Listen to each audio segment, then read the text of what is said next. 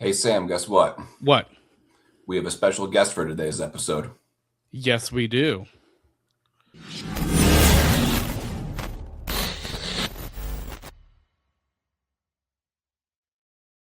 All right, Andrew. So we have a special guest, obviously, for this episode. It's just going to be the entire interview as this episode because we want to give him the spotlight.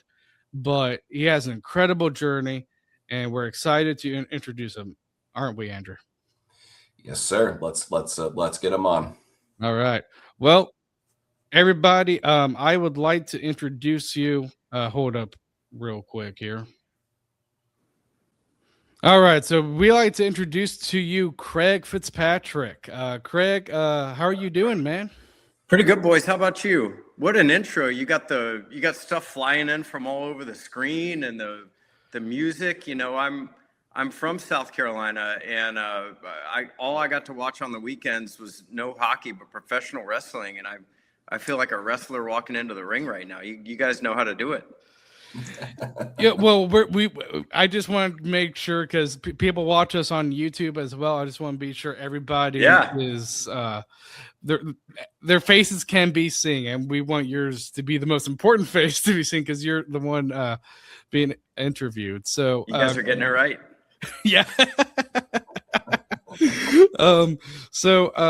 First question for you, Craig. I want to talk about obviously for the listeners that don't know, you are blind, but like the what interested me is so it was back in 2002, right, where you got diagnosed with Stargardt disease.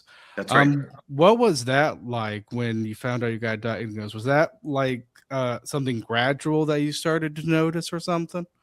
It was a real kick in the teeth, and we've all been through whatever was the most impactful or worst moment of our lives, right? Like if you asked anybody listening to this, what was a real low point for you in your life, we all have it. And for me, serving on active duty and going into an eye doctor appointment and just thinking I needed a new pair of glasses, and then 6 months sitting in a chair with these crazy lights going off everywhere and getting probed, and one doctor comes in and then a second and then a third, and you can't close your eyes because they have to keep taking all of these really bright light photos of the backs of your eyes.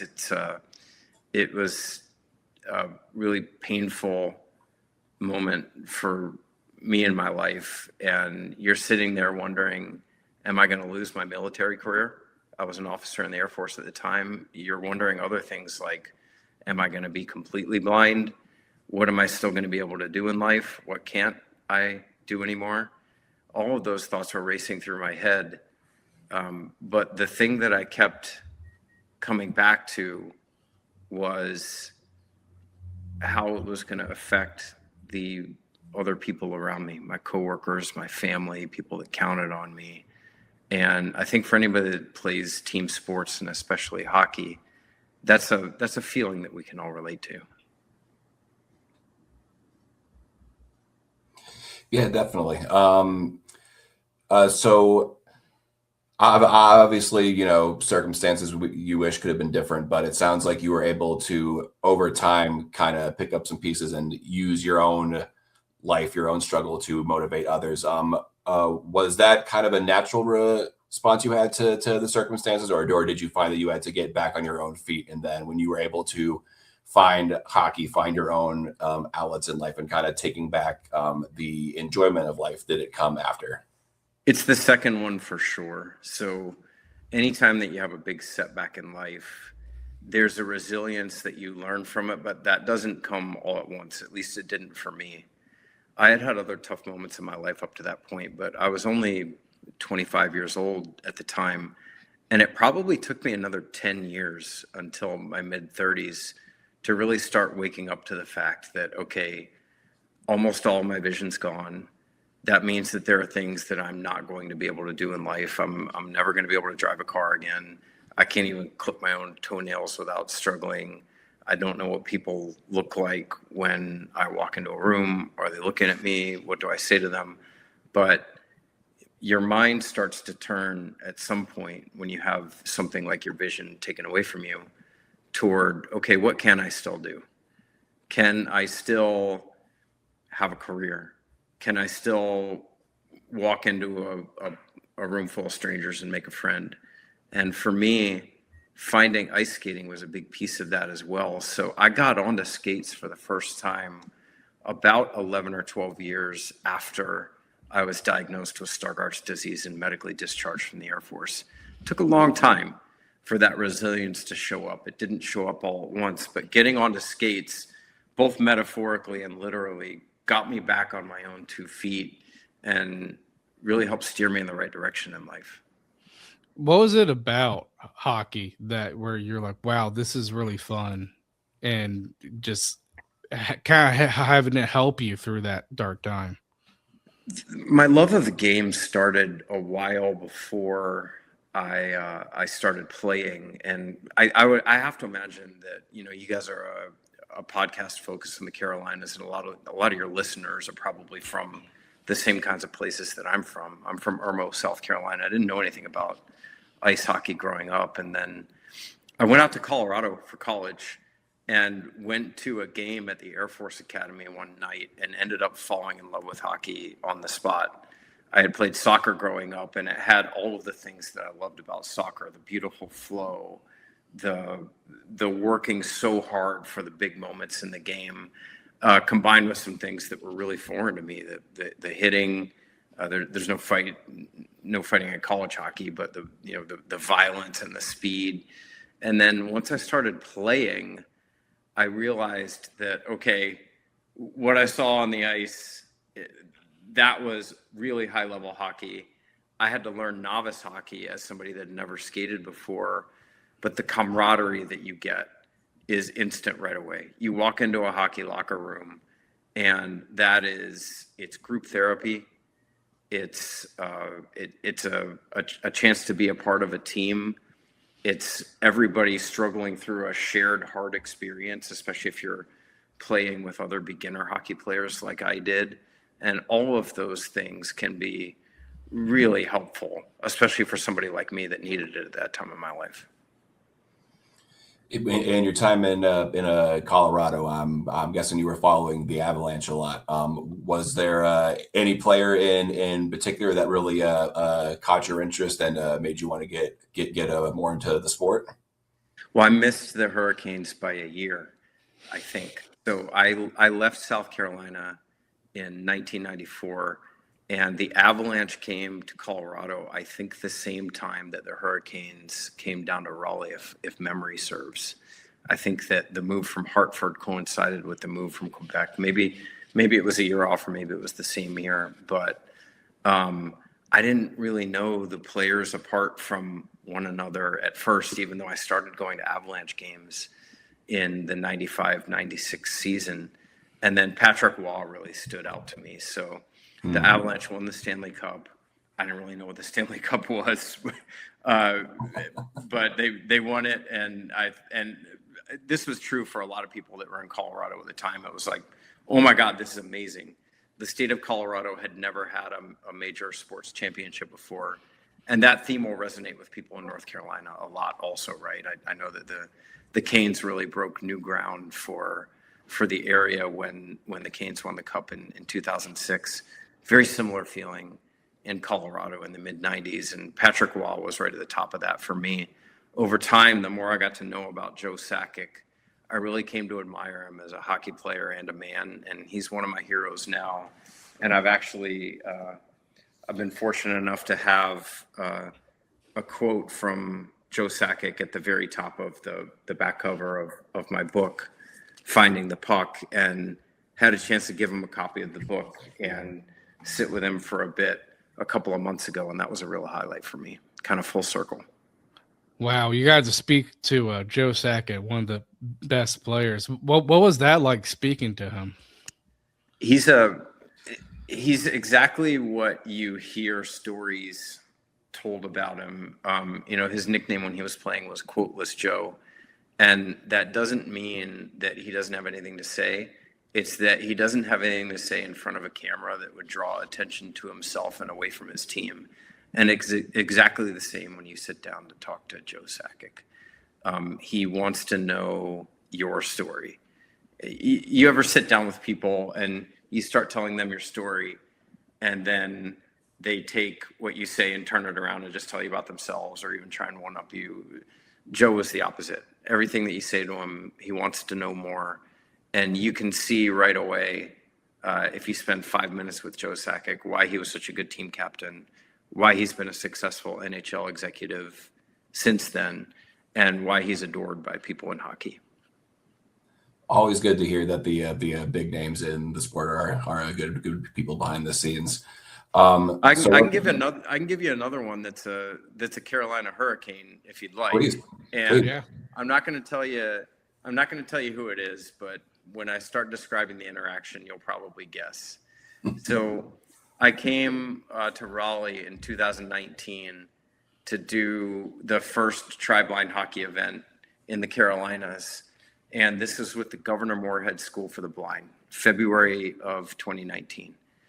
And I was in the arena. They gave us the building for the day. I think the Canes were away that day.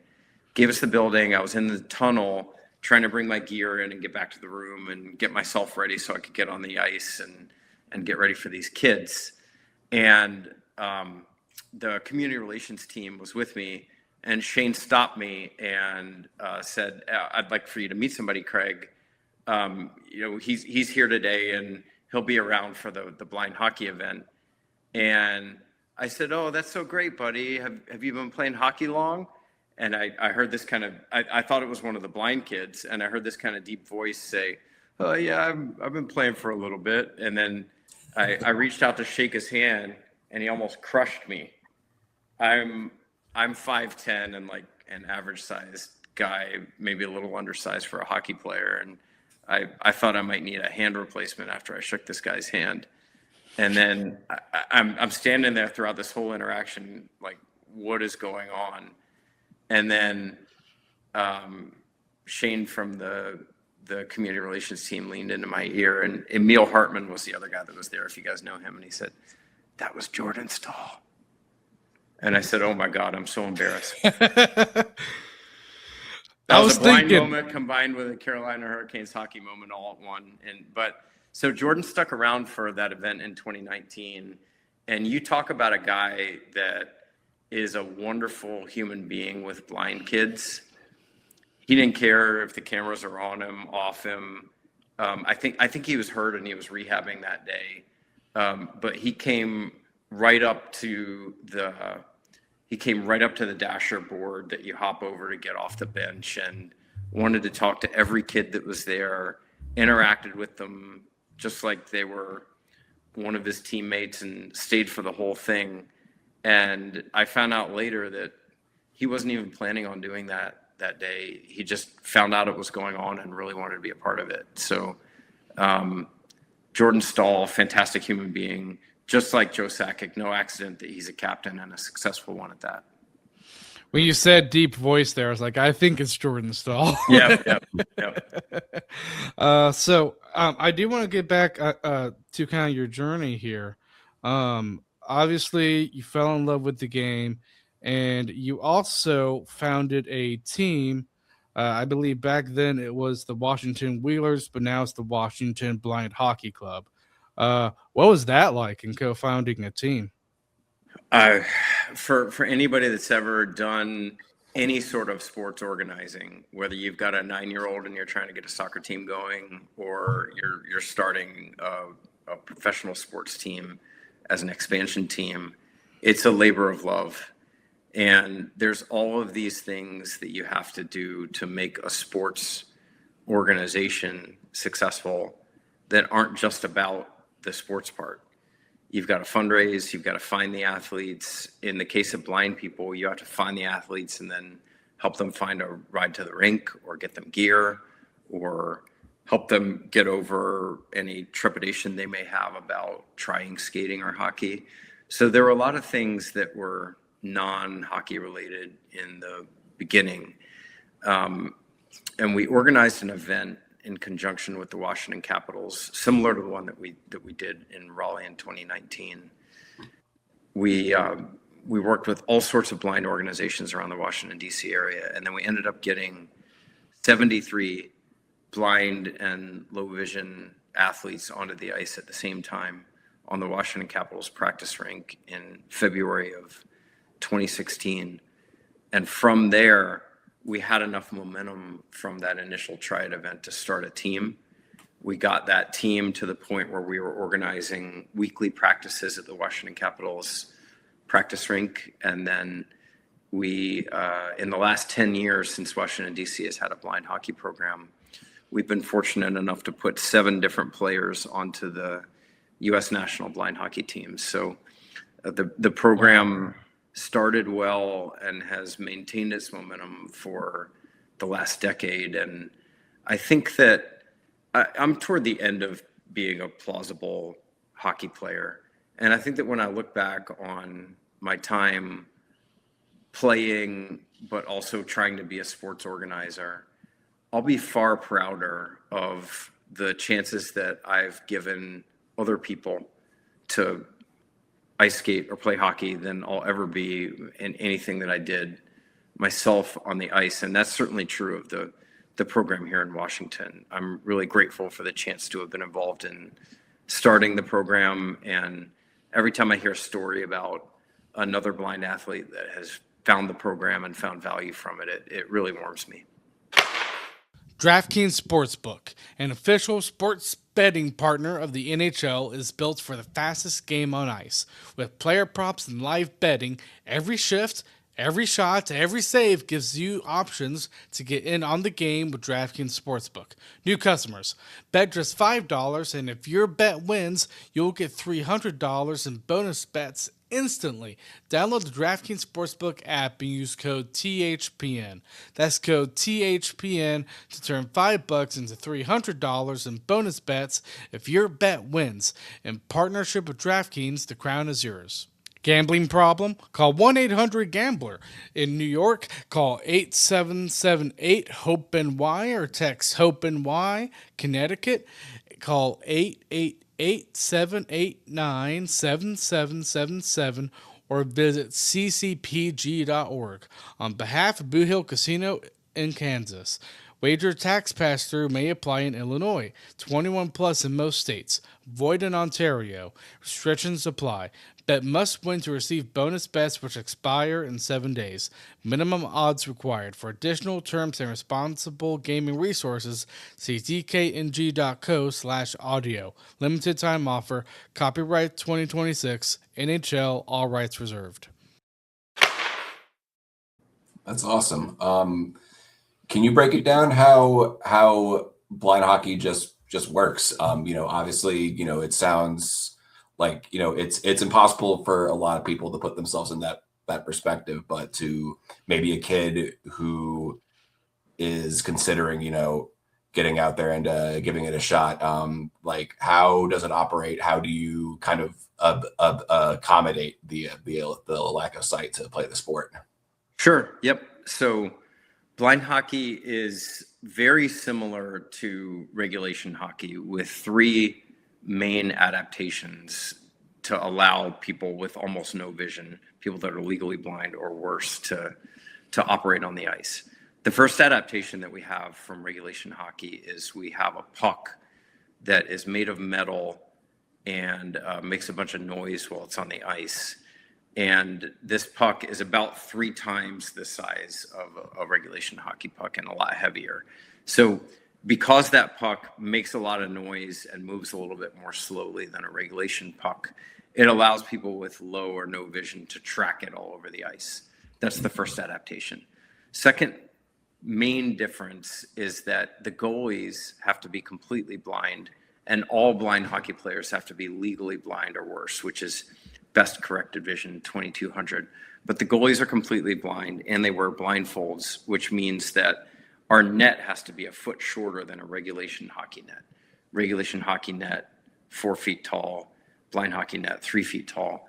And that means that blind hockey goalies don't make as many blocker and glove saves up high as, for example, like a Freddie Anderson would, right? Like you're not snatching one right before it goes top shelf.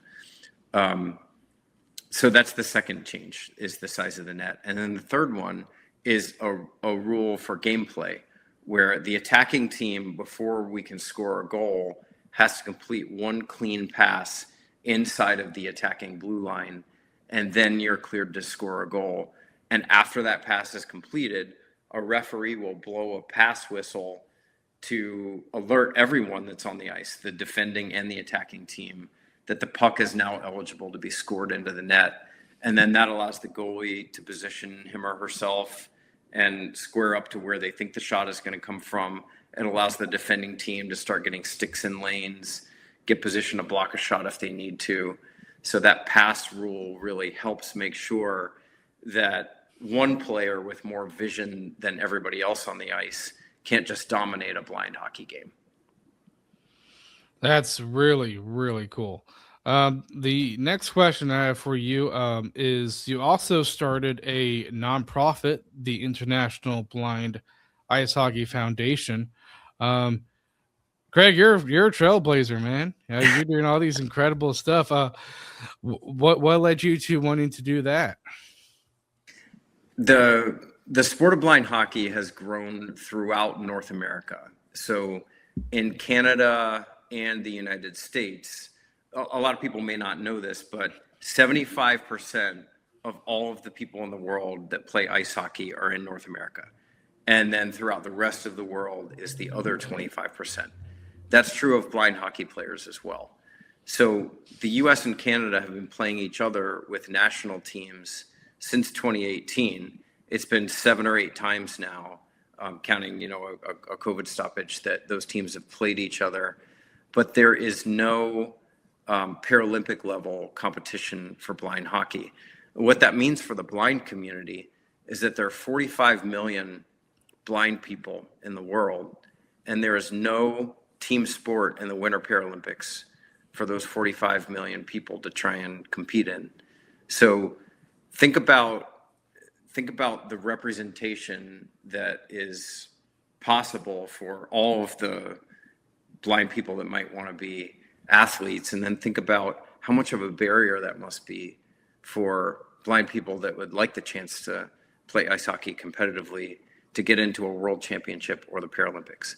So the International Blind Ice Hockey Foundation, our mission is to knock down barriers to blind hockey having a world championship and then being accepted in the 2034 Salt Lake City Paralympics as a recognized team sport. A few other things about that foundation. The most important thing for the listeners of this podcast is that the book, Finding the Puck, all of the proceeds have been donated to the International Blind Ice Hockey Foundation. So if you pick up a copy of the print book or you download the audio book, and I would encourage you to do both, you're helping that charity remove barriers to blind athletes getting on their path to competing in the Paralympics.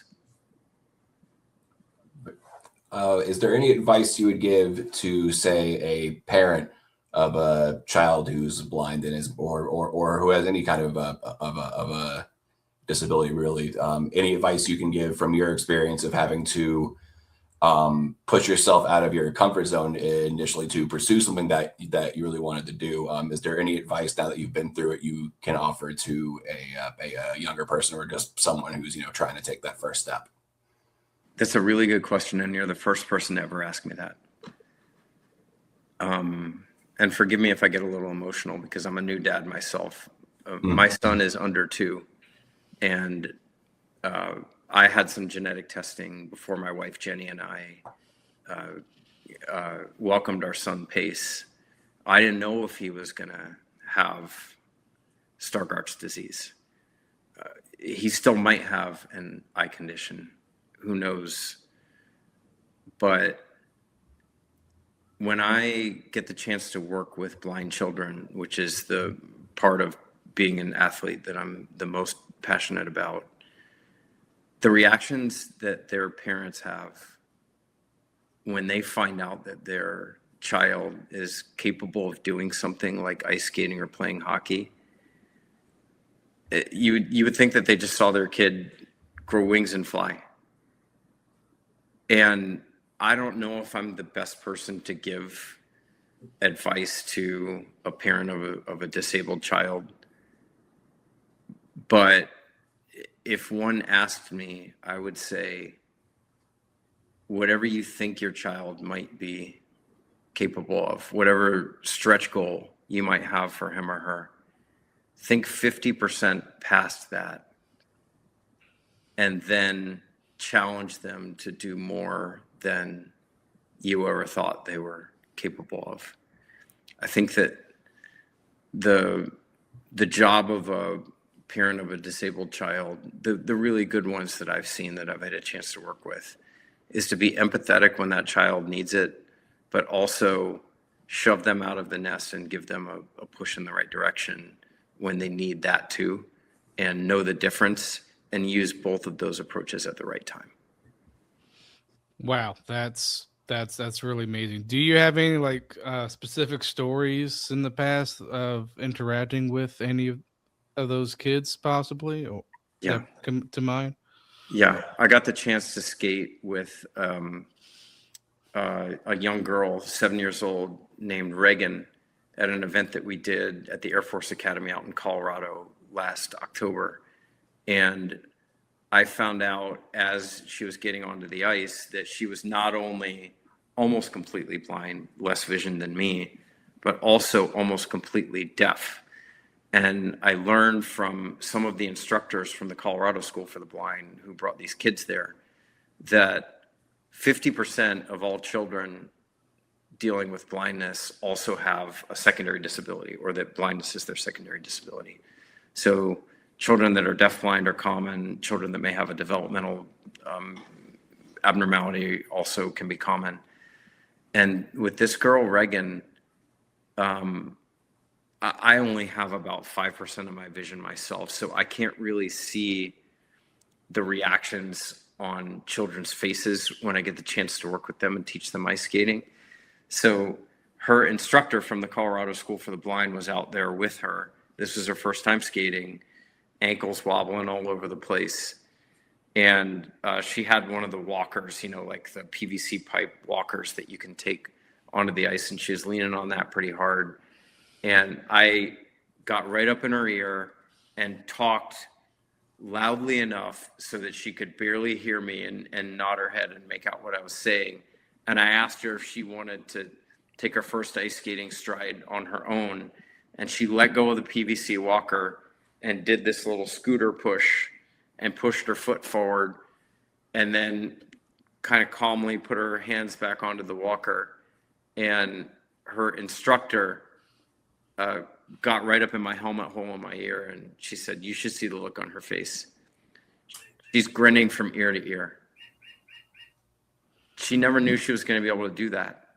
But, you know, one of my favorite quotes is, the greatest people don't show other people their own superpower. They help them find theirs.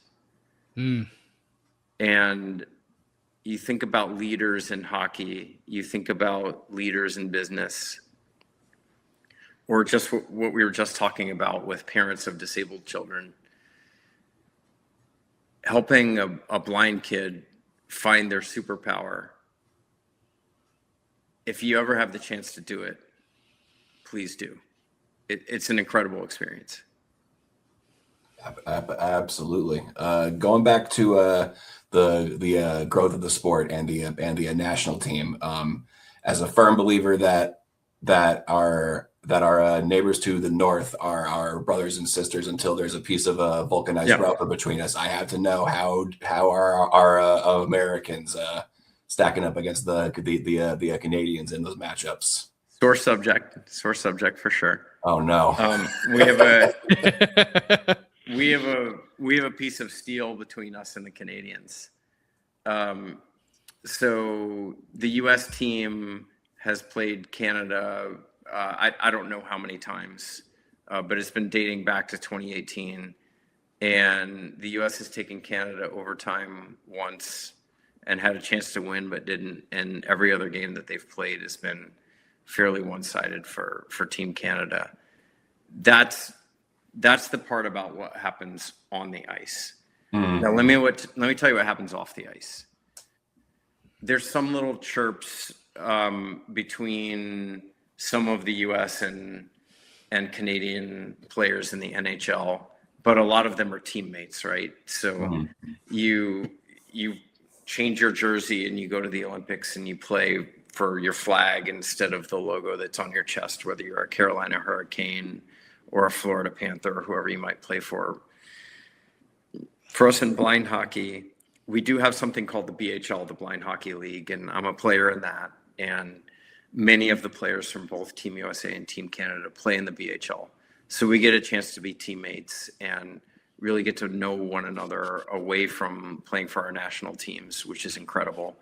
I have to imagine that for the Professional Women's Hockey League, similar experience, right? Like a lot of the Americans and Canadians probably become genuine friends, but stack on top of that a support network for other people that have extremely rare forms of vision loss, like Stargardt's disease, which is what I have, retinitis pigmentosa, Leber's.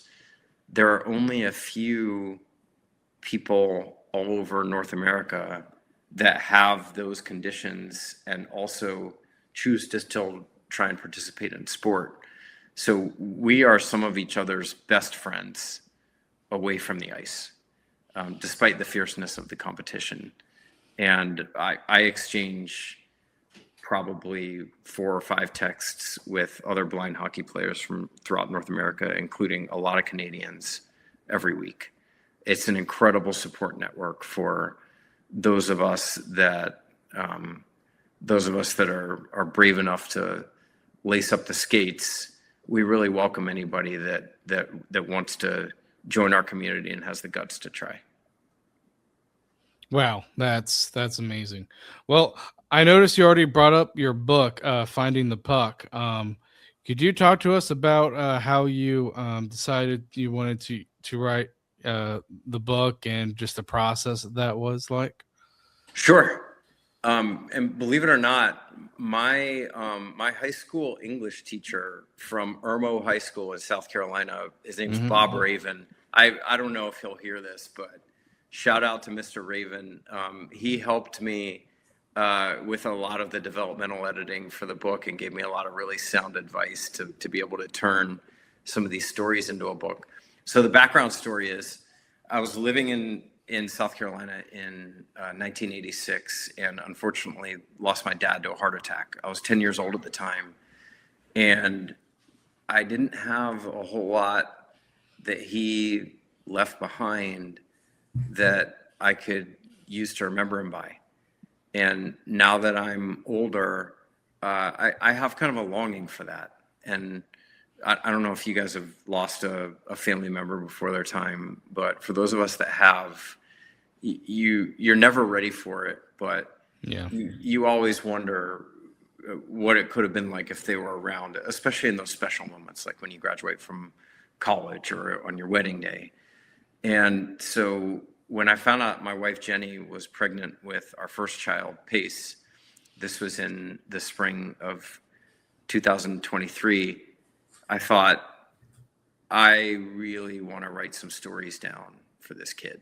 Didn't know yet if it was going to be a boy or a girl. We found out it was going to be a boy during the writing of the book, but it started out as she was tired every night during first trimester, 7 p.m., 7:30, she's going to bed. I needed something to do, go to the bar or sit down and try and write some stories. So I started doing this sort of therapeutic journaling thing, hoping that I'd have some stories to give to the kids someday. A friend of mine looked at some of these stories and said, some of these are pretty good. Have you thought about trying to weave this together into a book? And so I shifted my mindset probably fall of 2023 toward, okay, let me try and write enough of this that it could become a book. And then you do that and you've got a manuscript and you hope maybe somebody will like it. But then you've got to go get an agent. Once you get signed by an agent, you've got to go try and get a book deal. Once you have an agent and a book deal, you've got to come up with a publication date and try and do all of the marketing for the book. It's a quite long process. So by the time the print book is out, which will be January the 27th, it will have been almost 3 years since I started writing the book. It's been a labor of love, but the most important thing for me about the book is that it's there to give voice to our whole blind hockey community and tell a story that a lot of people can read and say, oh, wow, this is blind hockey. I didn't know this existed.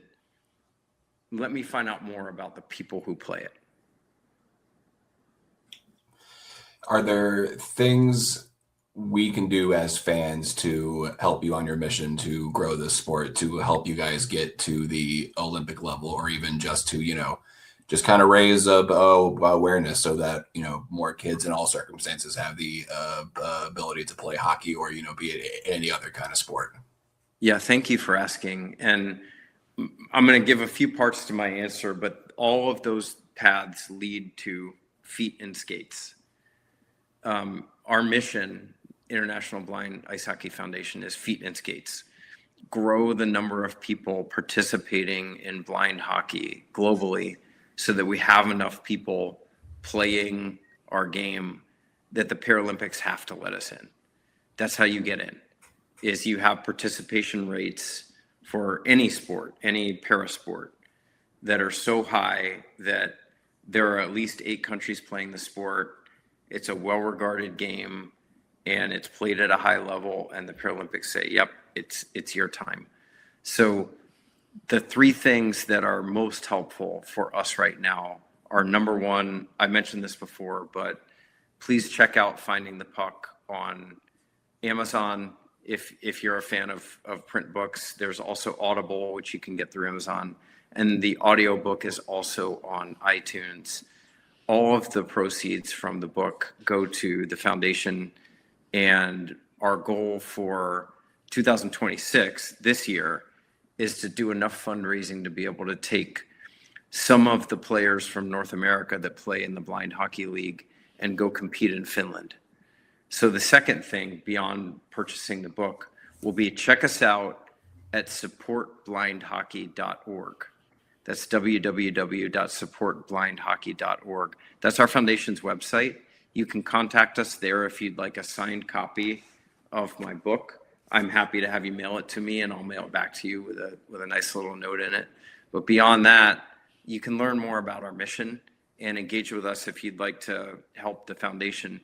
The third thing is, for anyone listening to this, if you know someone that is blind or visually impaired, please help them find a way to get involved in our game or any team sport.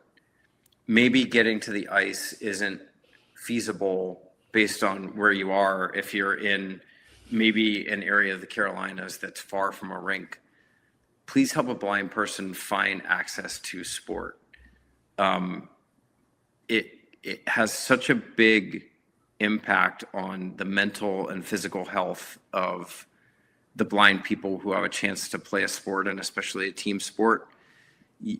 If you know someone that is blind and you help them do some of the same things that I have done, it'll be a rewarding experience for them and for you, and you'll never regret it. Wow, that's amazing. Well, obviously, with this being a Hurricanes podcast, I'd like to ask you, like, how have the Hurricanes helped grow and the inclusive hockey of just the whole league and everything? The Carolina Hurricanes are an organization with such a big heart. So I'm working through Kim Davis's team at the NHL. And for anyone that's not familiar with Kim Davis's work, please look her up. She's the senior executive vice president of the NHL for community relations and legislative affairs. And under that umbrella falls a lot of the hockey inclusion work that happens across the league. And Kim's team sent a league-wide email announcing my book was coming and a little bit about the book tour. And the Carolina Hurricanes were the first team to respond. They responded before my own local team, the Washington Capitals, if you can believe that. Not to throw shade at the Caps. I mean, the Caps are, I mean, I wouldn't be playing hockey if it wasn't for them. But the point is, there are teams that are in markets in the NHL where they have grown a good team on the ice, and the Hurricanes have certainly done that. But they've also grown such a big heart and really learned the practice of just being a part of the fabric of a community. And the Hurricanes have done that not only with welcoming students from the Moorhead School for the Blind over and over again to the arena and going to the School for the Blind and maybe playing goalball with them or talking to a class. But on top of that, I know the Hurricanes are deeply involved with sled hockey, special hockey. This is an organization that cares about expanding access to hockey, not just because it's good business, but because it's a part of the fabric of who they are as people. And seeing the Carolina Hurricanes be the first ones to raise their hand every time there's an opportunity to do something in the community, it's so gratifying for me being, that's the closest hockey team to where I'm from. And I really love seeing the heart that the people in the Hurricanes organization wear right here on their sleeves. That's really good to know. Obviously we're a big fan of this team, but we put a lot of our hard-earned money into supporting this product. So it's nice to know that it's not just, going to nothing. They're actually giving back. So that's really good to hear that you've had that kind of a relationship with them. I hope you don't mind if I give you another possible heavy one, but it's something you said in the feature they did on you on a NHL.com that really resonated with me, having a partner who is disabled. You said blindness is a team effort. I might be misquoting you a touch, but that it's a team effort. So, you have to rely on people around you. They have to rely on you. As a person helping somebody in a kind of a similar circumstance, having gone through it, having, gotten more stability, all the freedom that comes with, taking the risk and then getting out there and, becoming a real leader in your community.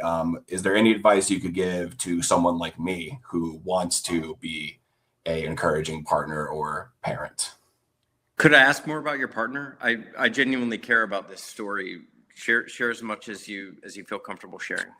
Yeah, sure. It's I actually don't think Sam and I have even really talked about this much. Not a one-for-one comparison by any means, but we were in a car accident and multiple back surgeries and nerve damage later. She's basically on bed rest ever since. So it's a lot of that, Oh my gosh. Probably somewhat comparable, I guess. And it's, encouraging her to have the courage to face this struggle, but then to as she's taken steps, she's been able to kind of retake her life a little bit. So I was just kind of curious from someone else going through granted a different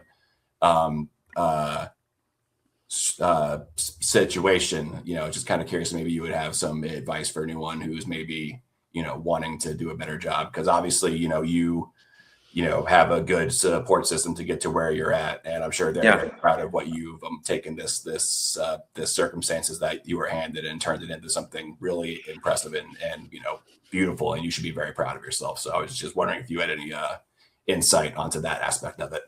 I like the question and I don't mind it. What's your partner's name? Maggie. Megan? Maggie. Yes. How long has it been since you and Maggie went through this? Just about 5 years ago was the accident. And bed rest the whole time? Yep. She's doing another surgery in a few months. Hopefully that'll give her some relief, but it's just been a revolving door of just nightmare. But what a fight you guys are in. Yeah. So first of all, it's not that different. Maggie has had something taken away from her. And that was how I felt. And you're right about I say being blind is a team sport, but you guys are playing a team sport right now. And the thing that helped my wife and me And my wife, I would tell you, her name's Jenny. She's a better teammate than I am.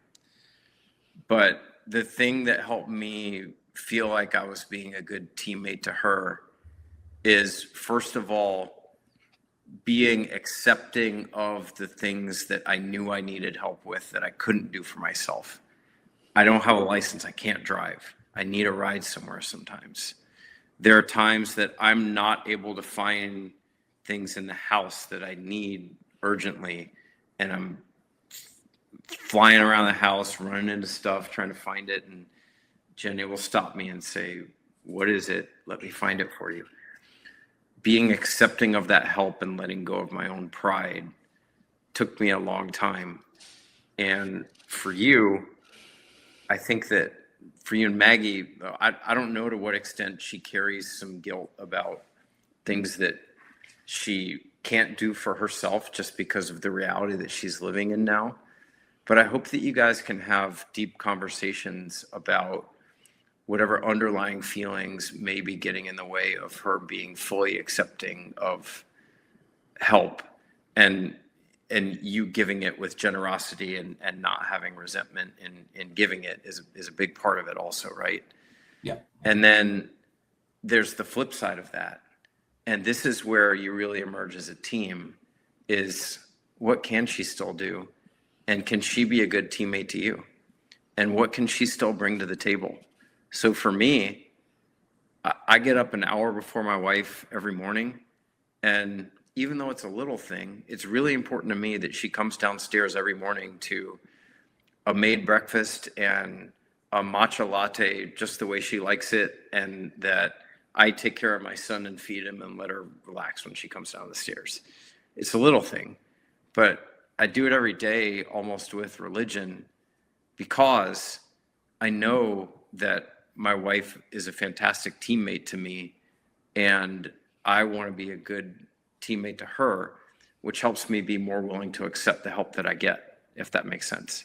So for Maggie, I don't know if you've had a frank conversation with her about, what gives her pride in what she brings to the team, and where does she feel like she contributes now and would like to contribute even more if only she could do X, Y, and Z. But if you guys are able to fully address, I think, both of those issues, you'll be stronger for it. And I think you can confidently say to one another that you're playing on a winning team together. Thank you. Wow. I don't know if that came out right. No, that was awesome. Well, funny's not the right word, but Maggie does the same thing for me, where she'll wake up early and she makes the coffee, just like really. Yeah. So it's those little things, and I think any relationship, be it a partnership, be it teams, you're showing that you're doing what plug you can. Into that. Exactly. Yeah, plug into that and acknowledge it and give her pride in what she still does bring to the team, and she'll want to do more of it. Well, Craig, obviously you talked about the Jordan Stahl experience with the Hurricanes. Are there any other stories, as we're about to wrap this up here, that you want to share? Yeah, I could probably tell several, but I think the thing that has floored me, and I'm not going to talk about another individual player, but the thing that has floored me about the time from the 2006 Cup to where the Hurricanes are right now, just as someone that deals on kind of the community building and hockey inclusion side of working with different clubs around the league, is the balance of a team being in what the league would have called in the 90s a non-traditional hockey market. I think anybody that lives in Raleigh and is a Canes diehard would say you guys have flipped that to being just as good of a hockey market as any other. But for someone that has seen a lot of the different clubs, they're usually either a really good hockey team or really good in the community, but rarely both. And you could think of a really short list of teams that are consistently good year over year. And a lot of the time that brings fans into the seats. The business side of it doesn't really have to try as hard to keep growing the fan base, keep getting the brand out there, keep doing things for that, fringe of the community or whatever you want to call it. But the balance that the Hurricanes have struck between being a really, really competitive team for as long as they have been, with the force that they are in the Carolinas, I don't know if there's another franchise like it. And I can also tell you, probably my funniest Carolina Hurricanes memory was getting my first Carolina Hurricanes shirt when I was at the Air Force Academy in the mid-90s, and nobody knowing what the hell it was, and everybody thinking that I was rocking Miami Hurricanes, but that the colors were wrong. Because the word hadn't traveled west yet that there was a pro NHL team in the Carolinas, but nobody would make that mistake now. They're a hell of a force. And I am praying. I went to school in Colorado. I missed the Hurricanes by a year. The Avalanche happened to be there, and they became my first hockey love, and they always have been. But I've been praying for an Avalanche Hurricanes Stanley Cup final since I left home, and I think this might be our year. Oh yeah, definitely. Obviously, if it gets to that point, you know who we'll be rooting for, though. I know, and we'll have maybe we'll exchange digits after this, and you guys will have to text me if it does get to that point. We'll put a little wager on it. Yeah, absolutely. Well, Craig, thank you so much for coming on. We really appreciate it. Yeah. Thanks for being so generous with your platform. And these were incredible questions. I appreciate the chance to go deep a couple times, and looking forward to getting to know you guys maybe even more. Awesome. Well, Craig, again, thank you so much. And also thank you for your service as well. And we will see you guys next time. Thanks for having me, fellas.